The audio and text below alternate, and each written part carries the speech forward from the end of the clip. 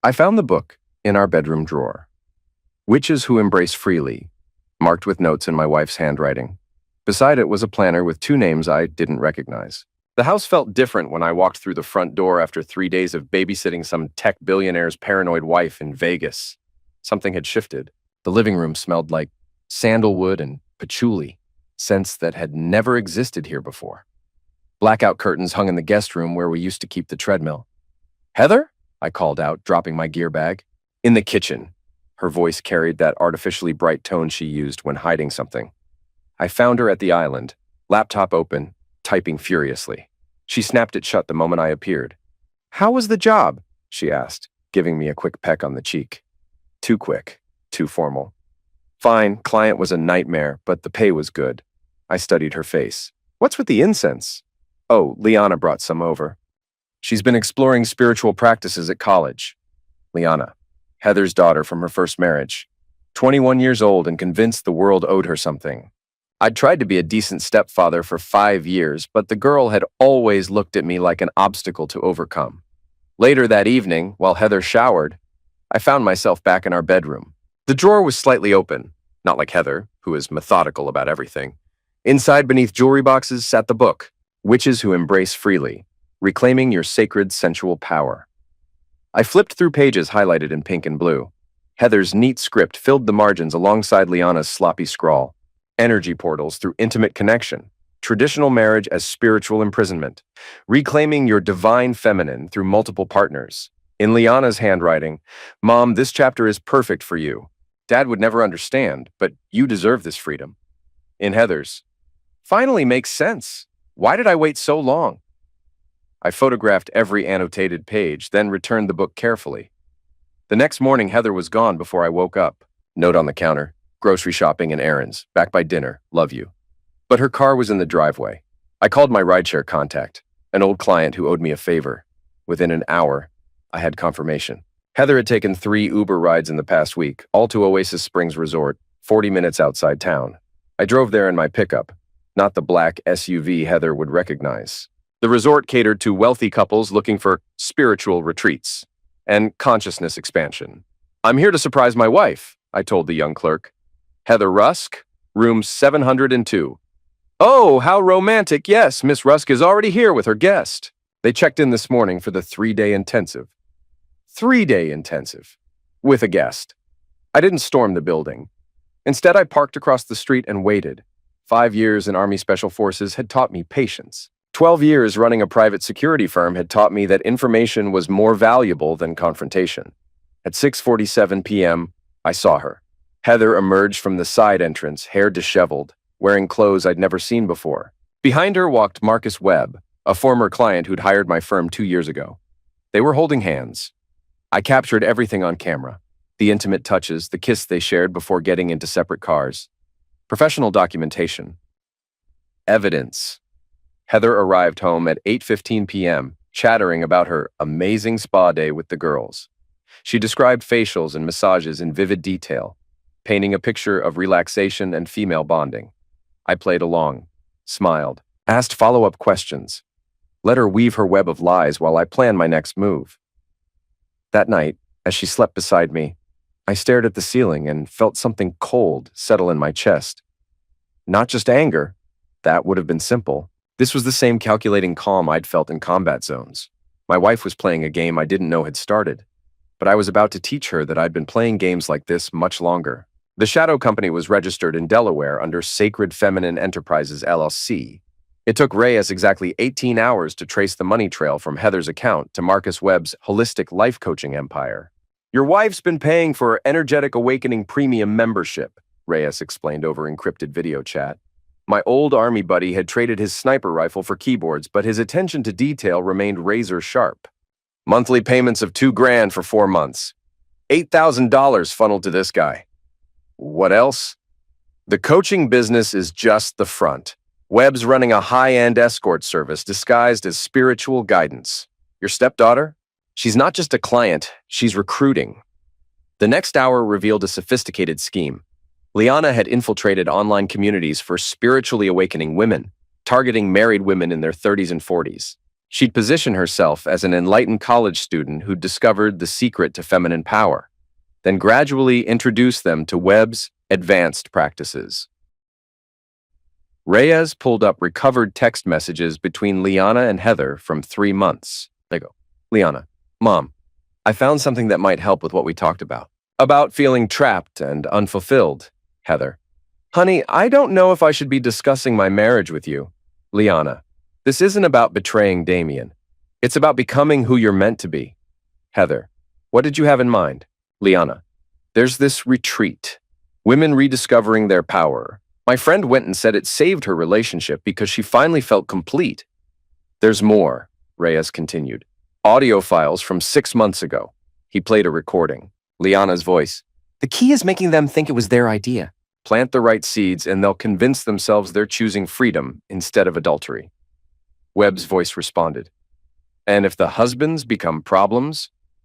Damien thinks he's so tough with his military background, but he's old school. Honor and loyalty make him predictable. He'll try to fight fair while we'll be 3 steps ahead, playing by different rules entirely. They weren't just targeting my marriage. They were planning to destroy my life. There's one more thing, Reyes said quietly. Someone's been probing your client database. I traced the digital fingerprints. Heather. She's been copying client information for weeks. Names, addresses, security protocols. Everything's being forwarded to Webb's encrypted server. The scope of the betrayal hit me like a physical blow. My clients trusted me with their safety, their secrets, their lives. Politicians, celebrities, business leaders who'd hired me because of my reputation for discretion. What do you want me to do? I walked to my office window and looked out at the street where I'd tried to live an honest life. None of that mattered now. Document everything, build an airtight case, then help me burn their entire operation to the ground. That night, I confronted Liana directly. She was house-sitting while Heather visited her sister. I found Liana in our living room, laptop open, conducting a video conference with a group of women. Ladies, this is exactly what I mean about reclaiming your space, she was saying. Sometimes you have to temporarily take over masculine energy environments. She was using my house as a backdrop for her recruiting operation. I walked into frame deliberately. Liana, we need to talk. She quickly ended the call and spun around, annoyed. What the heck, Damien? I was in the middle of an important session. I know what you're doing, the coaching scam, Webb. The way you manipulated your mother into betraying her marriage and compromising my business? For a moment, the mask slipped. I saw calculating coldness underneath her 21-year-old facade. Then she laughed. Prove it. I don't need to prove anything to you. I'm telling you, it stops now. Or what? You'll throw a tantrum. Mom's happier than she's been in years. She's finally discovering who she really is instead of playing housewife to some washed-up soldier boy. I stepped closer, not threatening, just close enough that she had to look up to meet my eyes. You know what your problem is, Liana? You think you're the smartest person in any room. You think everyone else is playing checkers while you're playing chess. I am. No, I said, my voice dropping to the tone I'd used with enemy combatants. You're playing chess while I'm playing war. And in war, there are no rules except survival. The footage was damning, crystal clear, professionally shot, and completely legal. I'd installed cameras in my own property. Webb's intensive retreat sessions included activities that would make a pornographer blush, all conducted in my guest room while I was away on business. She brought him here? Reyes asked as we reviewed the files. Your house? 3 times in 2 weeks, always when I was scheduled to be out of town overnight. The video showed Heather leading Webb through my workspace, pointing out client files, explaining security protocols, demonstrating how I accessed encrypted databases, corporate espionage in real time. She's downloading your entire client list onto a thumb drive, Reyes muttered. I switched to audio recordings from the dining room. Heather and Webb sharing wine. Webb, the military contacts could be especially valuable. Defense contractors, political figures, foreign nationals under protection. Heather. Damien's stupidly ethical about confidentiality, but that just means the information is more valuable, right? Webb. Your stepdaughter was right about this. Being a goldmine. Heather. Liana's brilliant. I never would have thought to approach it this way without her guidance. They weren't just stealing information. They were actively sabotaging my reputation and setting me up for criminal charges. Another recording, Liana's voice. The goal isn't just to get Mom free from the marriage. It's to make sure Damien can't retaliate. You can't run a security business from prison. You can't afford lawyers when all your assets are frozen. And if he fights back, he won't. Not effectively. I've studied him for 5 years. He's got this rigid moral code that makes him predictable. He'll try to handle things the right way while we systematically destroy him through vectors he doesn't even know exist. 3 days earlier, I'd received notice of a federal audit targeting my business. Anonymous tips about suspicious financial activity. 2 high-profile clients had already terminated their contracts. In the security business, reputation was everything. They've been planning this for months, Reyes observed. Yeah, and it's working. But here's what they didn't count on. I'm not the man they think I am. For 5 years, I'd played the role they expected. The honest veteran, the patient stepfather, the trusting husband. But that man was a performance. Underneath was someone much more dangerous. The confrontation came Thursday morning. I was leaving the gym when Marcus Webb approached me in the parking lot, flanked by 2 men who carried themselves like ex-military.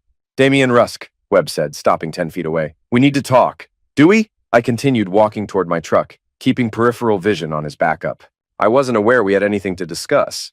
There's been some confusion about boundaries lately, some unnecessary surveillance of my business activities. I stopped and faced him fully. Webb was mid-40s, 6 feet, built like he spent serious time in the gym. Probably thought his muscle made him intimidating. He was wrong. Surveillance? I prefer quality control. Your wife is exploring her spiritual growth. That threatens you because you can't control it. But fighting this will only make things worse. Worse how? Your business is already under federal investigation. Clients are leaving. Word gets around fast that Damian Rusk might be dirty. He smiled coldly. Be a shame if more evidence surfaced. The threat was clear. Back off or face complete destruction. You know what's funny? You think you're in control here. You think you've got all the angles covered? Don't I? I smiled, and something in my expression made his backup tense. Webb, let me tell you something about warfare. The side that thinks they've already won is usually about to lose everything. Is that a threat? It's an education. Before he could respond, I was moving. Combat reflexes kicked in as his left guy reached inside his jacket. I drove my elbow into his solar plexus while grabbing his wrist, twisting until bones cracked. His pistol hit the pavement as he doubled over. The second man was faster, already drawing his weapon, but I'd pivoted, using his partner's body as cover while driving my knee into his gun hand. The shot went wide, shattering a car window 50 yards away. 10 seconds. Both men down, one unconscious, one writhing with a dislocated shoulder. Webb stood frozen, mouth hanging open. Here's what's going to happen, I said conversationally, picking up the dropped weapons. You're going to call off your little investigation. You're going to return every piece of stolen information, and you're going to disappear from my wife's life permanently. You're insane, he whispered. No, I'm done playing games by your rules. I smashed both phones against concrete, then looked him in the eyes. Or you can keep escalating. See how that works out for you. That evening, I put my real plan into motion. I've been thinking, I told Heather over dinner, about us, about our relationship. She looked up, surprised. What about it? Maybe you're right. Maybe I have been too controlling, too traditional. Maybe it's time I open my mind to new possibilities. Her eyes widened. What are you saying? I want to understand what you've been exploring, this spiritual growth, this feminine liberation. Maybe we could try something together. Together? I found this retreat online, couples focused, emphasis on expanding boundaries and exploring authentic intimacy. I showed her the website. What do you think? The retreat was real. What Heather didn't know was that I'd also arranged for Reyes to attend as another participant, along with a journalist and a divorce attorney. This looks interesting, Heather said, but are you sure? This isn't really your scene. Maybe it should be. I love you, Heather. If this is important to you, it's important to me. She actually teared up, the guilt of her betrayal colliding with what she thought was my genuine attempt at reconciliation. The retreat was scheduled for the following weekend. 5 days to prepare the battlefield. Friday afternoon, I met with Detective Sarah Morrison, a contact for my law enforcement work. This is substantial, she said, reviewing the evidence. Industrial espionage, identity theft, conspiracy to commit fraud. Probably federal charges too. How substantial? 25 to life substantial for all of them. Good. I want warrants ready Monday morning. Full arrests, asset seizure, the works. Saturday morning, Heather and I drove to the retreat center together. The center was crystals, flowing water, carefully crafted ambiance designed to make people feel safe expressing their deepest desires. Perfect for what I needed. Everything was recorded, multiple cameras, professional audio, all completely legal since everyone had signed consent forms. When our turn came for the radical honesty exercise, I took Heather's hands and looked directly into her eyes. I need to tell you something I know about Marcus. Her face went white. Damien, No, let me finish. I know about the retreat sessions. I know about the money. I know about the client information you've been sharing. The room went silent. I know about all of it, I continued. And I want you to know that I understand why you did it. Her confusion was genuine. This wasn't the confrontation she'd expected.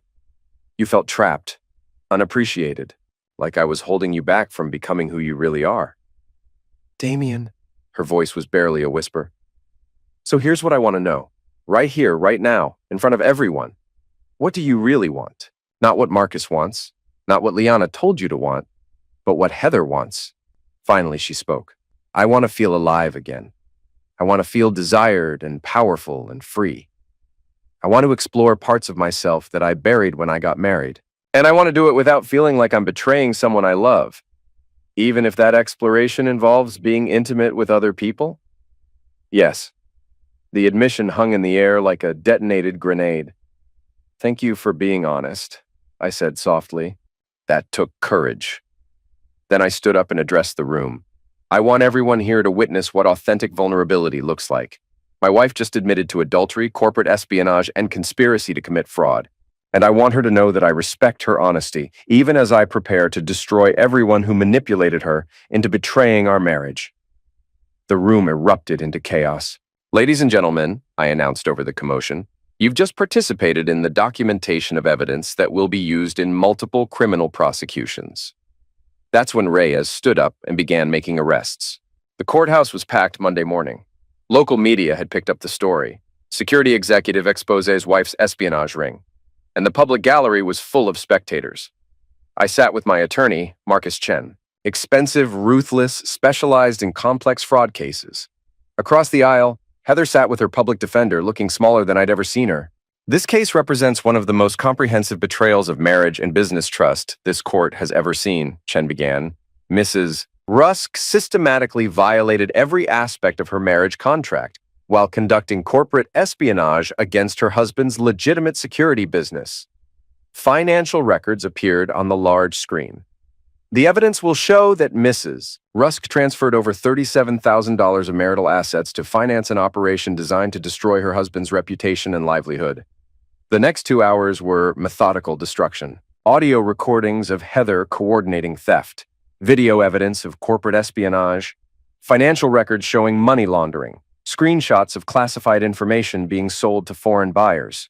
When it came time for witness testimony, I took the stand. How did you first discover your wife's activities? I found annotated books about opening marriages hidden in our bedroom. When I investigated, I discovered she'd been attending sessions with Marcus Webb. When did you realize this involved more than adultery? When I discovered she was copying my client database. At that point, I understood this was a threat to national security, not just marital infidelity. Why didn't you confront your wife immediately? Because confrontation without evidence is just emotion. I needed to understand the full scope of the operation. Too many people were at risk. My clients, their families, potentially national interests. Chen showed screenshots from Heather's social media posts made after the retreat. Even facing criminal charges, she'd been posting about masculine fragility and patriarchal retaliation. The defense's case was brief and ineffective. Heather took the stand and made everything worse. I felt trapped in a marriage that wasn't allowing me to grow. My stepdaughter showed me that there were other possibilities. Chen's cross-examination was surgical. Mrs. Rusk, you transferred $37,000 to Marcus Webb's organization. That seems like more than paperwork. I was paying for coaching services. Coaching services that included recording your husband's confidential business conversations? Sometimes. So you recorded private conversations with your husband and distributed them to strangers as examples of masculine control? It sounds bad when you put it that way. How should it sound, Mrs. Rusk? No answer. Judge Williams had heard enough. This court finds clear and convincing evidence of fraud, theft, breach of fiduciary duty, and intentional interference with business relationships. Mrs. Rusk, your actions represent a profound violation of marriage, business ethics, and basic human decency. You systematically betrayed every person who trusted you. The court awards full dissolution of marriage with no spousal support. All marital assets except Mrs. Rusk's personal clothing are awarded to Mr. Rusk as compensation for damages. Additionally, this court is issuing a permanent restraining order and referring this evidence to federal prosecutors for criminal charges. The gavel came down with finality. 6 months later, I was rebuilding more than just my business. The federal prosecutions had made national news, and my role in exposing the conspiracy had enhanced my reputation rather than destroying it. Heather had pleaded guilty to federal espionage charges and received 8 years in prison. Webb was awaiting trial on charges that could result in life imprisonment. But Liana was the most interesting case. She'd served 4 months before making bail, then immediately started rebuilding her online presence under a new identity. New website, new social media accounts, new spiritual awakening program. But I'd been watching. She's smarter now, Reyes observed, using VPNs, encrypted communications, anonymous payment processors. Not all of them, I said, showing him my laptop. She made one crucial error. The screen showed a private video call Liana had recorded for her premium subscribers, explaining her methodology for helping women reclaim their power. See, the thing about men like my former stepfather, she was saying, is that they think honor and integrity are strengths, but they're actually weaknesses you can exploit. She described how she'd manipulated Heather into betraying our marriage and stealing client information. People love a betrayed woman narrative. They just don't need to know that I engineered the whole betrayal from the beginning. My mother was the perfect test case, lonely, unfulfilled, desperate to feel special. She laughed while describing how she destroyed her mother's life as a test case. The stepfather thought he was so smart, recording everything, but he played right into my hands. I needed him to expose the operation so I could learn what not to do next time. Send this to Detective Morrison and to the federal prosecutors, and to every major news outlet. Admitting to conspiracy after the fact? Admitting to perjury. She testified that she was manipulated by Webb and regretted her actions. This proves she orchestrated everything and feels no remorse. Within 24 hours, Liana's new identity was demolished. The video went viral. Her bail was revoked, her plea agreement voided, and she was back in federal custody facing original charges plus perjury and obstruction of justice. The real destruction came from her own followers. The women who'd been paying for her content discovered they'd been funding someone who bragged about destroying families for sport. Support groups formed online to share manipulation stories and demand refunds. The spiritual coaching industry came under scrutiny. Regulatory agencies investigated unlicensed practitioners. Legitimate therapists distanced themselves from transformational workshops. Liana had destroyed the very market she'd been rebuilding. 3 days later, I received a letter from federal prison. Handwritten, desperate. Damien, I know you're behind this. Can we talk? I think there's been a misunderstanding. Maybe we can work something out? L. I threw the letter away without responding. The final chapter came when I opened Rusk Resilience Training, a program for men who'd lost everything to lies and manipulation. The curriculum covered financial protection, digital security, legal strategy, psychological manipulation tactics. We're not broken, I told the first group of participants. We're building. The program grew rapidly. Word spread through military networks, law enforcement communities, business associations, men who'd been financially destroyed by divorce fraud, fathers who'd lost custody through false allegations, entrepreneurs whose partners had sabotaged their companies. All learning the same lesson. Sometimes the people you trust most are the greatest threats to everything you've built, but also learning the corollary. Once you understand the threat, you can develop defenses that make you stronger than before. Heather served 7 years. When released, she moved across the country and took a job helping women transition out of abusive relationships. The irony wasn't lost on me. Webb died in federal prison after 18 months. Heart attack officially. Though given the number of defense contractors and government officials whose families had been compromised, there were plenty of people with motive and access. Liana served 12 years and was released with a federal probation officer and a lifetime ban from operating any business involving personal coaching. Last I heard, She was working at a call center in Ohio under a different name. As for me, I kept building. The security business expanded internationally. The resilience training became a consulting firm. I remarried, a fellow veteran who understood operational security and never asked questions she didn't want answers to. But sometimes late at night, I still thought about that book in the bedroom drawer, Witches Who Embrace Freely. The moment I realized my life had been turned into someone else's game, the moment I decided to stop playing by their rules and start enforcing my own. They'd called it feminine freedom. I'd called it war. And in war, there are no points for second place.